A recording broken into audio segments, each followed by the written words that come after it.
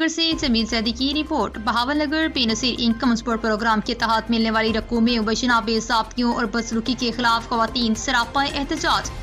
B H you کوٹ بیمراج اڈا گجیانی centre کے باہر خواتین کا احتجاج، مظاہرات دھرنا۔ احتجاجی خواتین نے بھی بہاول نگر فورٹ عباس روڈ کو بلاک کر دیا۔ روڈ بلاک ہونے کی گاڑیوں کی قطاریں لگ گئی، مسافروں کو شدید مشکلات کا سامنا۔ سینٹر انچارج عملے کے خلاف متاثرہ خواتین کی نعرے بازی۔ انچارج سینٹر عملہ خواتین کو گالیاں دھکے دیتا ہے۔ انچارج سینٹر نے خاتون کو زد و کوب دھکے دیے اور جس سے خاتون کے کپڑے پھٹکے۔ مسلسل کئی روز سے سینٹر پر چکر لگانے کے باوجود پیمنٹ نہیں دی جا رہی۔